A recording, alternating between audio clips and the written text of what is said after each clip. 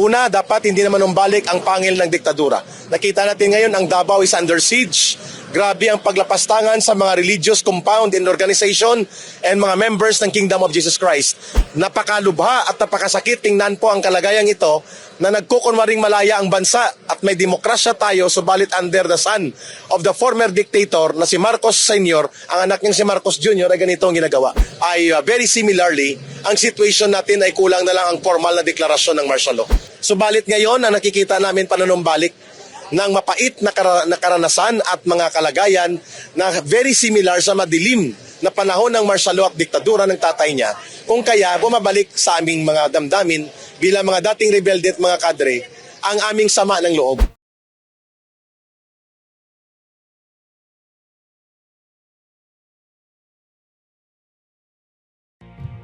Isang napakahalagang pagdiriwang sa kasaysayan ng bansa. Tuwing ika-12 ng Hunyo, ipinagdiriwang ng mga Pilipino ang araw na ito para gunitain ang pagdeklara ng kasarinlan mula sa pananakop ng mga dayuhan. Ngunit sa ika-126 na anibersaryo ng araw ng kasarinlan, tila hindi ramdam ng marami sa ating mga kababayan na sila ay tunay nang malaya. Araw ng Miyerkules, nagtipon-tipon sa Plaza Miranda sa Maynila ang grupong Marcos Alisjan Movement. Ang nasabing grupo ay binubuo ng iba't ibang sektor kabilang na ang mga kababaihang Muslim. Lumahok din sa naturang protesta ang mga dating kadre ng komunistang teroristang grupo na sina Jeffrey K. Eric Celis at Peter Caramon Mutok. Ang nasabing protesta ay paraan nila upang ipanawagan na bumaba na sa pwesto si Pangulong Bongbong Marcos. Ayon sa dating kadre ng komunistang teroristang grupo na si Jeffrey K. Eric Celis, sila ay nagkaisa dahil sa ginagawang pang-aabuso ng Marcos administration sa kapangyarihan. Anya ang pagsupil sa malayang pamamahayag sa pamamagitan ng pagtanggal ng prangkisa ng SMNI at ang paglapastangan sa simbahan ng The Kingdom of Jesus Christ ay palatandaan ng pagiging diktador na estilo ngayon ng kasalukuyang administrasyon. Nandito po ang sambayan ng Pilipino kasama po ang iba't ibang mga organisasyon ng mamamayan na nanawagan po kami. Hindi lamang ng pagrespeto sa mga kalayaan at karapatan ng mamamayan, kundi ganoon na rin po ang panawagan na baguhin ng gobyerno ang kanyang pamamalakad. Una, dapat hindi naman umbalik ang pangil ng diktadura. Nakita natin ngayon ang Davao is under siege. Grabe ang paglapastangan sa mga religious compound and organization and mga members ng Kingdom of Jesus Christ. Napakalubha at napakasakit tingnan po ang kalagayang ito na nagkukunwaring malaya ang bansa at may demokrasya tayo subalit under the sun of the former dictator na si Marcos Sr., ang anak niyang si Marcos Jr. ay ganito ang ginagawa. Dagdag pa ni Celis, dapat na maalarma ang taong bayan dahil nasa ilalim na tayo ng diktadorya ni Marcos Jr. at patunay rito ang kaguluhan, karahasan at panggigipit sa mga lokal na opisyal. Kailangan magsalita ang mamamayan. Hindi po magkakaroon ng kalayaan ng bansang Pilipinas kung hindi po igigiit ng mamamayan ang kanilang mga karapatan.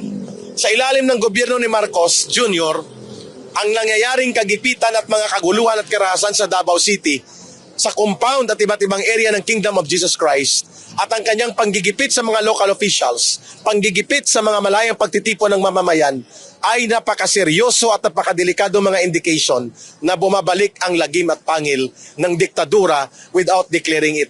In fact, a lot of people now are saying very similarly, ang situation natin ay kulang na lang ang formal na deklarasyon ng martial law. Para naman kay Peter Caramon Mutok, nag-ugat ang lahat ng kaguluhan ngayon sa pakikipag-alyansa ng gobyerno sa mga komunistang grupo na nasa Kongreso na itinuturing na kalaban ng Estado. Kung kaya tayo nagkakaroon ng kaguluhan ngayon, ay kagagawan din yan ng mga komunista. Yung kanilang pakikipagsabwatan kay Speaker Romualdez sa Congress. Itong tatlong terorista ng mga nasa Congress. Itong Kabataan Party List, itong Gabriela, at saka yung Alliance of Communist Teachers. Silang tatlo. Sa pakikipag-alyansa nila, sila ang nagsimulang tumira sa mga Duterte, kay BP Sara Duterte. Kaya ang mga kaguluhang nangyayari ngayon, even yung pag-atake sa SMNI, yung nangyari kay Pastor Kibuloy, lahat ito, ang target nito ay mga Duterte.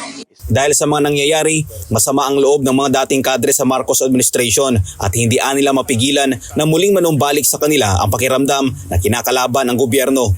Nagbalik loob kami sa gobyerno kasi naniniwala kami na ang gobyerno ay may pag-asa pang magbago. At yun ang nakita namin sa panahon ni former President Rodrigo Duterte. Subalit ngayon, ang nakikita namin panunumbalik ng mapait na karanasan at mga kalagayan na very similar sa madilim na panahon ng martial law at diktadura ng tatay niya, kung kaya bumabalik sa aming mga damdamin bilang mga dating rebelde at mga kadre ang aming sama ng loob na nararamdaman sa isang gobyerno na dapat kumakalinga at rumirespeto sa karapatan at kabutihan ng kanyang mamamayan. Nakikita namin kung paano saktan ng kabataan, mga kababaihan sa Kingdom of Jesus Christ Compound. Isang religious community, isang religious organization, walang karespe-respeto pinadalhan ng mga combat troops. Dapat managot dito si Mr. Marcos.